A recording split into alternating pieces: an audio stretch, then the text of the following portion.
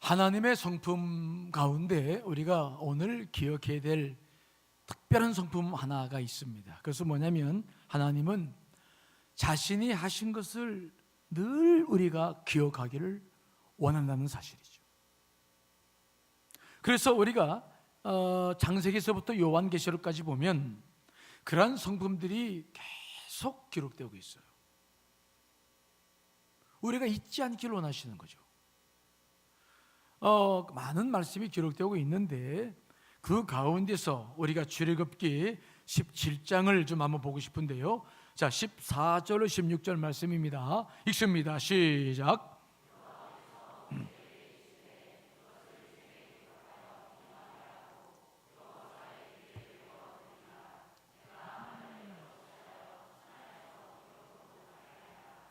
모세가 제단을 쌓고 기름을 여호와 니시라 하고 이르되 여호와께서 맹세하시기를 여호와가 아멜렉과 더불어 대대로 싸우리라 하셨다 하였더라. 아멘.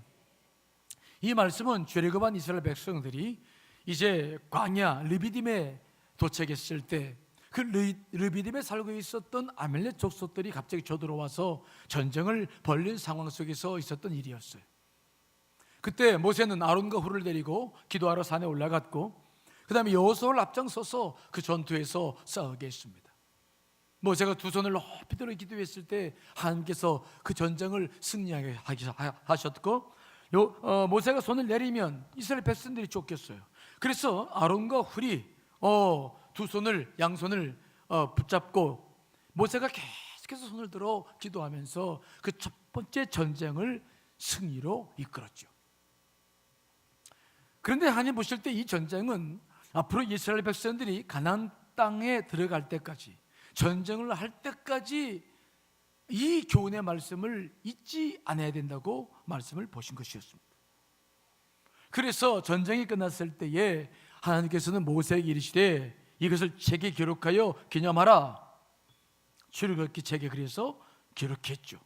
그리고 이 사실을 여호와의 귀에 외워 들려서 내가 아멜렉을 없이하여 천하에서 기억도 못하게 할 것이다. 여호수아가 어떻게 해서 전쟁을 이겼는지, 어떻게 하나님께서 지금 역사하셨는지를 그 자기 지도자에게 알게 했고, 그 다음에 모세는 제단을 쌓아서 여호와 니시라 기념을 했고, 그 다음에 온 후손들이 그 일을 기억하게 했던 것입니다. 그래서 이스라엘 백성들이 출애굽 과정 속에서 전쟁을 할 때마다 하나님의 역사를 늘 기억하게 했어요. 즉 하나님의 특성 가운데 하나는 뭐냐면 자신이 하신 일을 우리가 기억하기를 원했고 기억할 수 있도록 뭔가를 자꾸 만드셔요. 여호와 니시라는 제단을 만드시게 하셨던 주님께서 오늘도 우리가 본문을 보면은 요단강을 건넌 다음에 그 다음에 하나님께서는 또 그 일을 기억하게 하시는 것이죠. 그래서 그 제사장들이 요단강 위에 섰을 때에 오늘 새벽에 말씀 보았죠.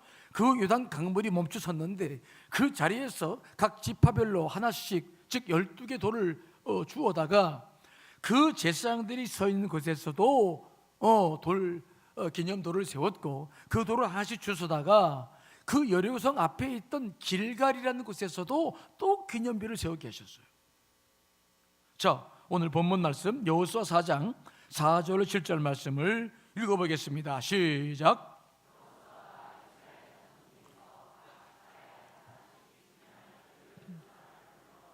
그들에게 이르되 요단 가운데로 들어가 너희 하나님 여호와의 교회 앞으로 가서 이스라엘 자손들의 지파 수대로 각기 돌 한 개씩 가져다가 어깨에 매라. 이것이 너희 중에 표징이 되리라.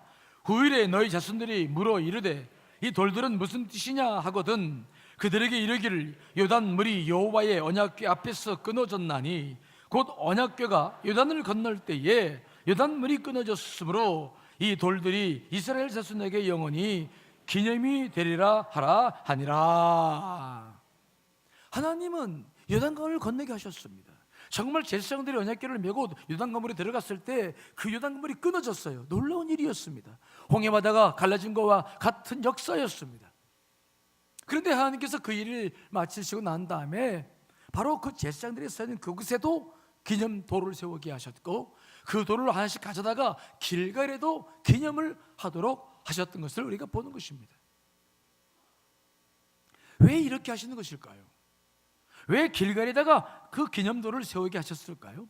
길갈은 여리고로 들어가는 관문으로서 이스라엘 백성들이 요단을 건넌 후 진을 친 첫 번째 수경지였습니다.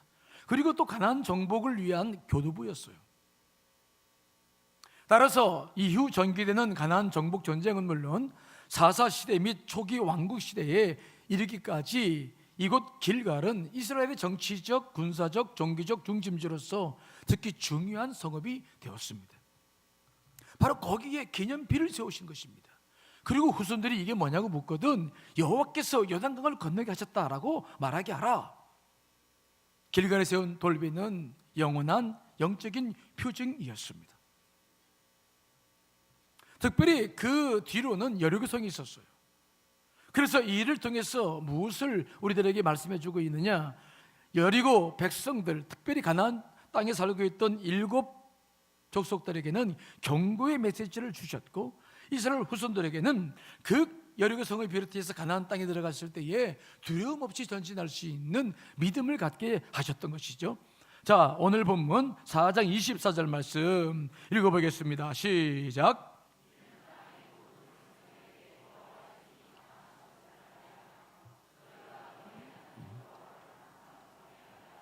아멘. 두 가지 목적이 있었어요. 하나는 뭡니까?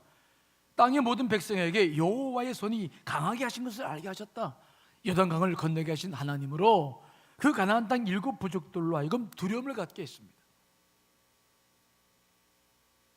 여러분, 우리가 알다시피 여호수아가 여리고 성에 정탐꾼 2사람을 보냈을 때 라합이 그때 무슨 고백을 했습니까?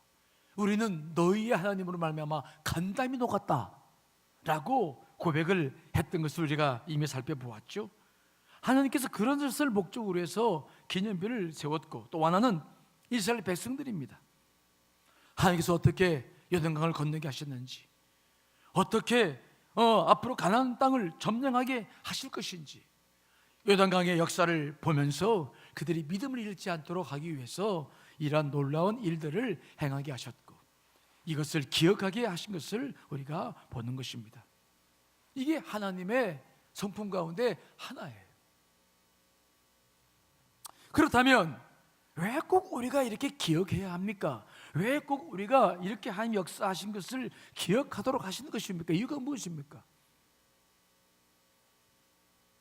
그것은 우리로 하여금 믿음 안에서 늘 긍정적인 정서를 갖도록 하기 위함입니다. 여러분, 우리 안에는 아담 이후로 죄성이 유전되고 있어요. 죄성입니다. 마치 우리의 본성처럼 우리 가운데 흐르고 있습니다. 그래서 이 죄성은 우리들에게 어떤 정서를 주냐면 지극히 부정적인 정서를 줍니다. 죄를 져서 하나님과 관계가 분리되었습니다. 그래서 우리는 처음부터 두려웠어요. 그래서 아담과 하와는 아담 나무 그 에덴 동산 그 나무 그 숲 사이로 숨어버리죠. 두렵습니다. 불안합니다. 또 우리는 선과 악을 정확하게 나누는 비판적인 정서가 우리 안에 흐르고 있습니다. 대단히 부정적인 정서가 우리는 본래부터 굉장히 많습니다.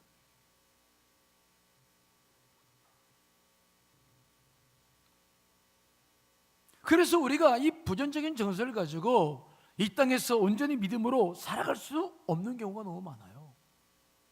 그래서 하나님께서 늘 뭘 염려하시냐면은 우리 정서가 좀 더 믿음으로 긍정적이고 적극적이길 소망하시는 거죠.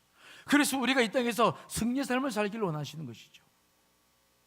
그래서 그런 문제 때문에 우리로 하여금 자꾸 하나님의 역사를 기억하게 하시는 거예요. 여러분 자신을 한번 살펴보십시오. 여러분은 부정적인 사람입니까? 아니면 긍정적인 생각을 많이 하는 분들입니까? 한번 저만 쳐다보고 잠깐 얘기해 보세요. 여러분들 안에는 부정적인 생각들이 많습니까? 아니면 긍정적인 정서가 많이 흐르고 있습니까? 긍정적인 것들이죠. 네, 그렇게 되기를 소망합니다.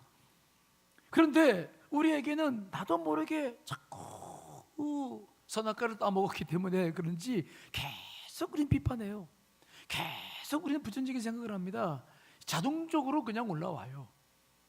우리가 TV를 보거나 신문을 보거나 인터넷을 보면은 오늘도 보십시오. 계속 사건과 사고가 끝나지 않아요.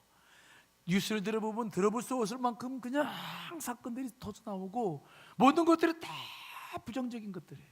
우리를 염려시킵니다. 불안하게 만들어요. 두려워 만들어요. 우리가 이렇게 부정적인 정서 속에서 깊이 살고 있기 때문에 제가 여러분 며칠 전에도 말씀드렸습니다만 우리 안에 깊이 들어와 있는 것이 있는데 뭐냐? 제가 그것을 세포적 기억이다라고 말씀했죠. 우리의 몸이 기억하고 있는 것이 있는데 굉장히 두려움과 떨림과 불안한 정서, 우리 세포들이 과거에 살아온 그 모든 것들로만 말미암아 부정적인 정서들이 깊이 들어와 있어요. 우리는 말씀을 듣고 은혜를 받으면 뭔가 믿음이 올라오고 또 뭔가 할 수 있다는 자신감을 갖게 되죠. 그러나 교회 문을 열고 나가면 어느새 들어왔는지 내 생각에는 내 마음에는 부정적인 생각과 정서가 깊이 들어와 있어요. 그래서 하나님의 말씀대로 순종하기가 얼마나 어려운지 모릅니다. 내 생각과 내 결단은 새롭게 할 수 있으나 그러나 결단을 해도 실행할 수 없는 것은 내 몸이 이미 알고 있기 때문에 내 세포가 이미 부정적인 것들을 찌들어 있기 때문에 내 몸이 따라주지를 않는 거예요. 믿음의 승리의 삶을 살아갈 수 없을 만큼 우리의 몸들이 이미 부정적인 것들로 지쳐 있는 거예요. 이것이 우리가 믿음 생활할 때 가장 큰 문제입니다. 여러분 잠시 은혜 받고 결단하지 못하는 것이 문제가 아닙니다. 여러분 속에 깊이 잠복하고 있는 이 부정적인 정서가 제일 큰 문제예요. 하나님께서 그래서 우리들에게 자꾸 자기가 하신 일들을 기억하게 하시는 거예요. 사람의 인생은 그 사람이 갖고 있는 정서가 어떠냐에 따라서 많은 영향을 받는다고 전문가들이 이야기를 해요. 만일 그 사람이 부정적인 정서를 많이 가지고 있으면 그 사람은 좋은 열매를 맺을 수 없다고 말합니다. 또 그 사람이 긍정적인 정서를 많이 가지고 있으면 그 사람은 긍정적인 열매를 많이 맺는다고 이야기를 합니다. 왜냐하면 그 정서라고 하는 것이 우리가 맺을 열매와 깊은 관계가 있기 때문이라는 거죠. 그래서 우리가 어떤 정서를 갖고 있느냐에 따라서 그 사람의 미래가 결정된다 생각하게 그런 말도 하더라고요. 그렇습니다. 우리는 내 안에 있는 내 세포 속에 길들여 있는 정서를 그저 간과하면 안 됩니다. 마가복음 9장에 보면 귀신 들린 아들을 데리고 와서 병을 고침받으려고 했던 아버지 이야기가 나와요. 예수님은 그때 베드로와 야고보 요한을 데리고 베다시에 놀러 가셨다가 내려오셨어요. 내려와 봤더니 옥신각신하는 겁니다. 무슨 일이냐 그랬더니 그 귀신 들린 아버지가 그 아들을 데리고 왔는데 제자들이 못 고친 거예요. 그래서 서로 시비가 붙은 것입니다. 그래서 예수님께서 자초의 지정을 들으시고 이제 그 귀신 들린 아이들과 아버지를 자기 앞으로 불렀는데 그때 그 귀신 들린 아버지가 예수님께 뭐라고 말씀하냐면 예수님이 제자들도 못 고쳤으니까 당신이 그의 스승이라면 당신은 혹 하실 수 있을지 모르겠습니다. 무엇을 하실 수 있거든 우리를 불쌍히 여기사 우리를 도와주소서라고 이야기를 하죠. 할 수 있거든 해봐라 그런 얘기예요. 그에게는 이미 부정적인 생각들이 깊이 들어와 있어요. 이미 그것을 경험했습니다. 그래서 그의 가슴 속에는 이미 부정적인 정서들로 가득했어요. 할 수 있으면 해봐라. 그때 예수님께서 그 말씀을 들으셨을 때 분노하시고 역정을 내셨죠. 자, 마가복음 9장 23절로 24절 말씀 읽어보겠습니다. 시작. 예수께서 이르시되 할 수 있거든이 무슨 말이냐? 믿는 자에게는 능치 못하실 일이 없느니라 하시니 곧 그 아이의 아버지가 소리를 질러 이르되 내가 믿나이다 나의 믿음 없음을 도와주소서 하더라. 아멘. 예수님은 그 아이의 아버지 속에 담겨있던 부정적인 정서를 먼저 봅니다. 할 수 있거든이 무슨 말이냐? 막 눈을 크게 뜨시고 소리 지르는 것이죠. 눈을 떠라! 그러면서 말이죠. 할 수 있거든이 무슨 말이냐? 아니 내가 할 수 없단 말이냐? 네 속에 어찌하여 그런 부정적인 정서가 많이 있느냐? 어찌 그런 생각을 가지고 내게 왔느냐? 그런 생각 가지고는 내 능력이 나갈 수 없느니라. 막 호되게 말씀하셨더니 그 아버지가 막 와가지고 쩔쩔 매면서 내가 믿나이다 나의 믿음 없음을 용서해달라고 막 도와달라고 다시 자기의 마음을 이제 바꿔내는 것이죠. 그래서 예수님께서 그 아이의 귀신을 쫓아내시고 역사를 일으켰던 것을 우리가 보는 거예요. 여러분 안에 부정적인 정서가 있을 때 이게 문제가 돼요. 우리 한자어에 유유상종이란 말이 있죠. 쉽게 말하면 끼리끼리 모인다. 백루는 백루끼리 모이고 까마귀는 까마귀끼리 모여 산다, 그런 말이에요. 같은 것들은 서로 끌어당기는 성질이 있다고 그러죠. 부정적인 성품을 가지고 있는 사람들은 자꾸 부정적인 것들을 끌어당긴다. 긍정적인 성품이 있는 사람들은 긍정적인 것들을 자꾸 끌어당기죠. 따라서 우리가 어떤 정서를 갖고 있느냐가 아주 중요하다고 말하는 거예요. 여러분 안에 이번 특별 새벽기도를 통해서 여러분 안에 부정적인 정서들을 다 말씀으로 몰아내시기를 간절히 축원합니다. 내 세포 깊숙이 들어와 있는, 뼛속 깊숙이 들어와 있는 이 부정적인 정서들을 십자가의 보혈로 씻겨내고 우리 다시 한번 새로운 소망을 가져야 될 줄 믿습니다. 이게 우리가 해야 할 일이에요. 그저 잠시 은혜 받고 아멘 하고 나가는 것이 아니라 내 깊숙이 들어와 있는, 세포 깊숙이 들어와 있는 부정적인 정서를 몰아내는 거예요. 우리가 부정적인 정서를 몰아내고 긍정적인 정서를 갖게 되면 몇 가지 유익이 있는데, 첫째는 기억력이 증진된다는 겁니다. 따라합시다. 기억력이 증진된다. 50이 넘으면 자꾸 잊어버려요. 저도 요즘 자꾸 잊어버려요. 무슨 이름 얼굴 뻔히 보는데 이게 말을 해야 되는데, 인사를 해야 되는데 이름이 생각. 이게 말이죠. 나이가 들어가니까 그런 일이 생겨요. 제가 혹시 여러분 이름을 못 불러드려도 양해해 주시기 바랍니다. 아셨죠? 이게 깜빡깜빡해요. 그런데 부정적인 정서를 갖고 있는 사람들은 이게 심화된다는 거죠. 근데 긍정적인 정서를 갖게 되면 기억력이 증진된다고 전문가들이 말을 해요. 창의력이 향상되고 건강이 좋아지고 넓은 마음이 생겨서 상대방의 잘못을 쉽게 용서하게 된다는 거죠. 그리고 미래를 굉장히 낙관적으로 보기 때문에 늘 자신감이 넘치고 또 무너졌다가도 쓰러졌다가도 회복하는 힘이 빠르다는 거예요. 그리고 개인만이 아니라 가정이나 교회나 직장에 좋은 영향력을 줘서 공동체를 행복하게 만들어 나간다는 거예요. 그래서 우리가 이 긍정적인 정서를 갖는 것은 아주 중요한 겁니다. 나 하나만이 문제가 아닙니다. 저와 여러분 모두가 이 긍정적인 정서를 가지고 살아가야 될 줄 믿습니다. 자, 그러면 어떻게 하면 좋을까? 우리가 먼저 이것을 위해서 이 정서와 감정이라는 단어를 조금 이해하셔야 돼요. 제가 지금 부정적인 정서라는 단어를 쓰고 있지 부정적인 감정이라는 단어를 쓰고 있지 않죠? 정서와 감정은 뭐가 다르냐? 쉽게 이해를 하면 그런 겁니다. 감정은 기쁘다, 화가 났다와 같이 순간적으로 일어나는 마음의 상태를 말해요. 지금 내가 설교를 듣고 있는데 나 졸립다, 나 피곤하다, 지금 느끼는 것이 뭐라고요? 감정이에요. 나 기쁘다, 오늘 말씀이 정말 은혜가 된다, 바로 느끼는 것이 감정이에요. 그런데 정서라고 하는 것은 뭐냐면 밝고 활기치 않 또는 어둡고 침울한 것과 같은 지속해서 일관되게 나타나는 마음의 상태를 말해요. 예를 들어 봅시다. 우리가 동해바다를 갔어요. 그냥 시퍼런 물을 바라보니 기분이 너무 좋아요.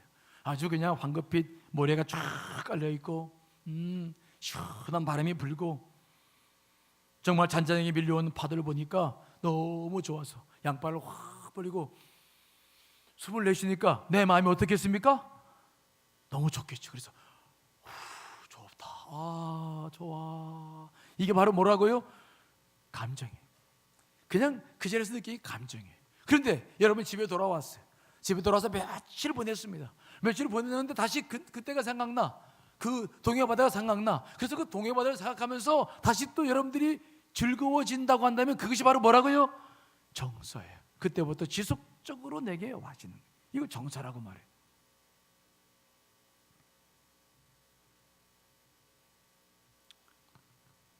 그런데 우리에게 필요한 것은 뭐냐면 그 정서가 감정이 아니라, 물론 감정도 순환되는 게 좋겠지만 그 정서가 어떤 일을 경험하고 난 다음에 후에 와지는 그 정서가 부정적인 것이 아니라 긍정적인 정서가 계속 우리 안에 남아있어야 된다는 거예요.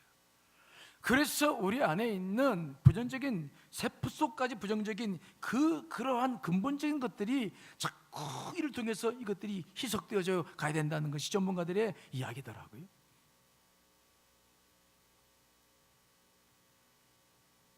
우리가 경험하면서 나아가는 것들 하나하나가 순간순간이 긍정적인 정서가 돼서 나에게 쌓여져야 됩니다.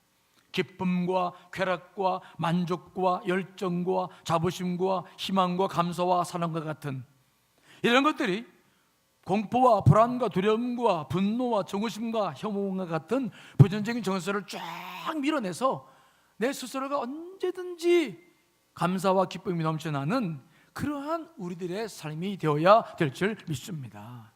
이게 우리가 믿는 사람들이 준비해야 할 가장 중요한 하나의 바탕이죠. 옥토와 같은 바탕이에요. 터전이에요. 신앙의 터전, 삶의 터전입니다. 이것을 준비하지 않았을 때에 우리의 신앙은 우리 안에서 큰 영향력을 발휘하지 못한다고 이야기를 해요. 자, 그렇다고 한다면 우리가 해야 할 일이 뭐냐? 자, 따라합시다. 과거를 재해석하라. 우리가 해야 할 일은 뭐냐? 지금 노력이 생각하면 다가오는 과거의 사건을 통해서 경험했던 일들을 통해서 지금도 내 가슴 속에 와 있는 부정적인 정서가 있어요. 감정이 있어요. 이것들을 그냥 두면 안 돼요. 하나하나 생각날 때마다 다시 예수 그리스도의 십자가 보혈로 씻겨내고 하나님의 관점으로 재해석해야 될 줄 믿습니다. 이게 우리가 해야 할 중요한 일입니다. 재해석이라는 게 뭡니까? 내가 경험했던 현실은 분명히 내가 경험했던 20년 전에, 30년 전에, 아니면 5년 전에 경험했던 일들입니다. 하지만 이 부정적인 정서는 사라지지 않아요. 사람은 늙어도요, 정서는 늙지 않아요. 사람은 늙어서 쪼글쪼글해져도 여러분들 감정 늙습니까? 안 늙습니까? 안 늙어요. 지금도 여러분 첫사랑 만나면 가슴이 설레일 겁니다. 아셨죠? 그 18세, 20세 때 만났던 첫사랑, 가슴이 설렜던 그 첫사랑인데 지금 나이가 이렇게 많아서 70, 80이 돼서도 첫사랑 만나면 가슴이 벌렁벌렁 거린다는 거예요. 감정은, 정서는 늙지 않아요. 이게 무슨 말입니까? 부정적인 정서도 마찬가지라는 거예요. 그때 경험했던 부정적인 정서는 하나도 변하지 않고 지금 여러분 세포 속에 그대로 들어와 있어요. 이것들은 지금 내가 어떤 말씀을 듣든 어떤 일을 하든 계속적으로 부정적인 역사를 내 안에서 이뤄가고 있는 것입니다. 그렇기 때문에 우리가 해야 할 일은 뭐냐면 과거에 정말 가슴 아팠던 것들을 다시 재해석할 필요가 있어요. 저에게는 여러 가지 부정적인 정서가 저 안에도 있는데, 제가 지금까지 우리 집을 떠나서 공부를 하면서 그래서 홀로 공부를 했기 때문에 막 겪었던 많은 일들이 있었어요. 그런데 그 가운데서도 제가 안에 있는 부정적인 정서 가운데 하나가 있는데, 그것은 뭐냐면 우리 자녀들이 어려워하는 모습을 제가 못 봐요. 경제적으로 어렵거나 아니면 다른 것 때문에 어려워하는 모습을 보는 것이 저에게는 너무 힘들어요. 그냥 지나칠 수 있는 것인데 저는 굉장히 거기에 민감하게 반응해요. 그래서 어느 날 이제 그 문제 때문에 아내와 대화를 하면서 제가 제 문제를 살펴봤어요. 왜 그럴까? 봤더니 제가 아버님에게 쫓겨나서 이 신학 공부를 해보면서 지금까지 살아오면서 경험했던 많은 사건들이 있었는데, 그 사건들은 나에게 한 가지 부정적인 정서를 심어줬어요. 뭡니까? 내가 겪은 고생을 다시는 내 자신들에게는 겪게 하고 싶지 않다. 내가 겪었던 이 아픔이 다시 되물림되는 것을 나는 원치 않는다. 아주 그런 생각을 너무 많이 가졌던 것 같아요. 그래서 나도 모르게 자녀들이 어떤 아픔을 겪거나 경제적으로 어떤 고통을 겪거나 그러면 나도 모르게 이것이 견디기 어려워져요. 그래서 제가 어느 날 하나님 앞에 기도했어요. 하나님, 저에게 이런 게 있어요. 이런 게 있어요. 왜냐하면 제가 늘 얘기했지만은 정말 미국에서 생활할 때 너무 힘드니까 아이들 때로는 막 햄버거 사줄 돈도 없었어요. 너무 힘드니까 그것이 고통스럽더라고요. 그래서 제가 이제 하나님 앞에 기도하면서 과거에 고생했던 모든 것들을 다시 다 반추한 적이 있었어요. 그리고 그때 역사에서 하나님의 은혜가 무엇인지를 다시 다 생각하면서 내게 있던 부정적인 것들을 다 주 앞에 올려드리고 정말 대대적으로 기도했던 역사가 있었어요. 하나님, 제가 그때 그 아픔을 겪었는데 돌아보니 그 주님의 은혜였습니다. 그래서 내가 지금까지 여기에 있는 것이고, 그래서 제가 하나님의 은혜를 누구보다도 많이 경험하지 않았습니까? 그 주님의 은혜로 과거를 다시 보면서 재해석하기 시작하니까 얼마나 정말 그것이 은혜고 내 안에 부정적인 정서들을 물리치는데 큰 도움이 되는지, 전 지금도 과거의 것들을 올라오면 계속 그 일을 해요.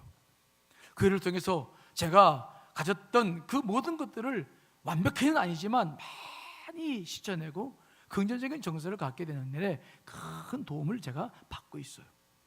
그래서 제가 여러분들에게 오늘 이야기를 하는 거예요. 여러분, 과거가 떠오르거든, 기도하거든 떠오르거든, 과거의 아픔이 떠오르거든, 여러분 그것들을 다 주 앞에 내어놓고 다시 재해석해 나갈 수 있기를 간절히 축원을 드리겠습니다. 재해석하라. 다시 한번 주님의 눈으로 바라봐라. 그래서 여러분 안에 있는 부정적인 그 정서들을 다 씻겨내라. 십자가의 보혈로 여러분 씻겨내듯 여러분의 정서가 다시 긍정적인 시각으로 바뀌어주시기를 간절히 축원합니다. 그래야 그 영향을 우리에게 영향에서 벗어날 수 있어요. 두 번째로는 오늘 길갈에 기념도를 세운 것처럼 하나님께서 여러분들에게 어떤 일을 행하시거나 주신 것이 있을 때에는 적극적으로 기념하라. 따라합시다. 기념하라. 제가 언젠가 어떤 목사님 사무실에 가봤더니 그 목사님은 젊었을 때 목회하면서 받았던 감사패, 공로패, 또 뭐 상장 이런 것들을 막 서재에 빼꼼히 다 진열해 놨어요. 근데 우리는 저하고는 정서가 잘 안 맞더라고요. 저는 그런 것들이 좀 다 숨겨, 다 없는 것처럼 다 해놔요. 제 방에 가면 그런 거 하나도 없어. 왜냐면 다 주님께서 하신 일이지 뭐 내가 한 일이냐. 그래가지고 그 목사님을 뵐 때마다 마음에 불편했어요. 저 사람은 자기 자랑을 때문에 하나. 근데 지금 제가 이렇게 돌아보니까 제가 잘못된 거야. 제가 잘못했어. 하나님께서 주신 것들을 다 바라보면서 우리 안에서 자꾸 긍정적인 정서가 올라오게끔 하는 거, 이게 하나님의 지혜인 줄 분명히 믿습니다. 여러분, 하나님께서 여러분께 주신 것들이 있다면 적극적으로 기념하시기를 간절히 축원합니다. 적극적으로 활용하세요. 적극적으로 붙여놓고 적극적으로 활용하세요. 저는 그것을 이제 받아들이기 시작했어요. 아, 그래, 내 안에서 그래야 긍정적인 정서가 일어나는구나. 오늘 하나님께서 하신 일을 보십시오. 요단 강물이 끊어진 것은 엄청난 일이었어요. 하나님은 그것이 잊어지기를 원하지 않으셨습니다. 바로 그 제사장들이 언약궤를 메고 서 있는 그 자리에서 그 돌들을 다 주워다가 하나씩 메고 가서 그 자리에도 세워졌지만 길거리에다 하나씩 다 세우면서 하나님께서는 영광 받으시길 원하셨고, 우리가 그것을 바라보면서 늘 승리할 수 있던 자신감을 갖고 살기를 원하셨던 것이죠. 여러분 안에 정말 하나님께 주신 것을 소중히 여기시고 기억하시기를 간절히 축원합니다. 또 하나 더 말씀드리고 싶은 것은 뭐냐? 따라합시다. 감사하라. 감사해야 돼요. 감사해야 돼요. 정말 감사하셔야 돼요. 감사가 철철 넘쳐야 될 줄 믿습니다. 그것이 우리가 그 하나님의 그 은혜를 기억하면서 긍정적인 사람으로 변해가는 일이. 감사에는 세 가지 단계가 있어요. 첫째 감사의 단계는 뭐냐면 때문에 감사하는 단계가 있어요. 뭐 때문에 내게 복을 주셔서 그래서 감사하고, 내게 일할 수 있는 일거리 주셔서 감사하는, 때문에 하는 감사가 초보적 감사예요. 거기서부터 우리가 출발하는 것이죠. 두 번째 감사의 단계는 뭐냐? 그럼에도 불구하고 하는 감사가 두 번째 단계. 무슨 말씀이 이해되시죠? 내게 월급은 적지만 그래도 먹고 살 수 있게 해주셔서 감사합니다. 다니엘처럼 그리 아니하실지라도 느부갓네살 왕이요, 하나님께서 살아계시기 때문에 우리를 구원하실 것입니다. 하지만 그리 아니하실지라도 우리는 당신에게, 당신의 만든 신상 앞에 절할 수 없습니다. 그리 아니하실지라도 우리는 감사할 것입니다. 그 감사, 이것이 두 번째, 감사할 수 있는 두 번째 단계죠. 세 번째, 정말 감사하는 최고의 단계는 뭐냐면 무조건 감사하는 겁니다. 범사에 감사라 말씀하신 줄 분명히 믿습니다. 그래서 늘 감사하는 거예요. 그래서 내 안에 부정적인 이 의식들이 자리 잡지 않도록 늘 주 안에서 감사해야 돼. 늘 주님께서 하실 것을 믿고 나아갈 수 있어야 돼. 늘 작은 것이라도 너무 감사해서 늘 감사를 표현하고 얼굴에 웃음꽃이 피고 하나님 앞에 영광을 드리는 삶을 우리가 살아가야 될 줄 믿습니다. 그래서 내 안에 있는 이 부정적인 정서들을 자꾸 몰아내야 돼요. 하나님은 우리가 그렇게 살기를 원하시는 거예요. 그렇게 살기를 원해요. 여러분, 주변에 있는 사람들 가운데서 항상 웃는 사람이 좋아요? 항상 인상 팍팍 쓴 사람이 좋아요? 인상 팍팍 쓴 사람이 좋죠? 늘 그냥 부정적인 말을 하고 비판하고 그냥 가십거리 제공하고 늘 우리가 가지고 있는 좋은 생각들을 파괴하는 사람들, 그 사람들이 좋습니까? 그렇지 않아요. 우리가 인생을 살아갈 때에도 그런 생각을 갖고 있는데 하나님께서 오직 하시겠습니까? 자, 저를 보십시오. 잠깐 저를 보세요. 여러분들 안에 부정적인 정서가 많습니까? 긍정적인 정서가 많습니까? 어떤 일을 할 때 부정적인 것을 먼저 봅니까? 긍정적인 것을 먼저 봅니까? 잘한 것이 먼저 눈에 들어옵니까? 잘못하는 것이 눈에 먼저 들어옵니까? 사람들을 격려하는 말이 먼저 나갑니까? 아니면 옳고 그른 말을 따지는 말이 먼저 나갑니까?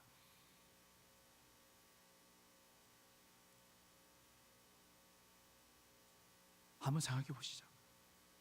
여러분들 가정은 어떤 가정입니까?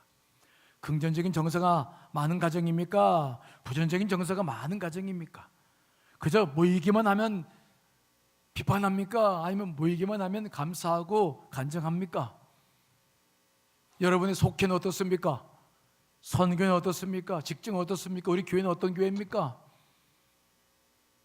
우리는 새롭게 새해를 준비하면서 우리는 다시 우리의 정서의 문제를 고민해야 된다고 생각을 해요. 저는 우리 교회가 하나님께서 원하시는 이 긍정적인 정서가 풍성한 교회가 되기를 간절히 소원합니다. 전 여러분들의 가정이 참으로 하나님의 은혜로 충만할 수 있기를 간절히 축원합니다. 여러분의 인생이 할 수 있다는 자신감으로, 믿음으로 꽉 차서 언제든지 주님 안에서 승리할 수 있게 되시기를 간절히 축원합니다.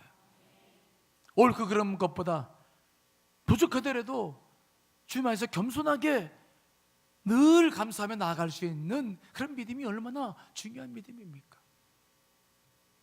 오늘 기도하실 때 여러분들 안에는 과거를 다 내놓고 한번 재해석할 수 있는 시간 되시기를 간절히 축원합니다.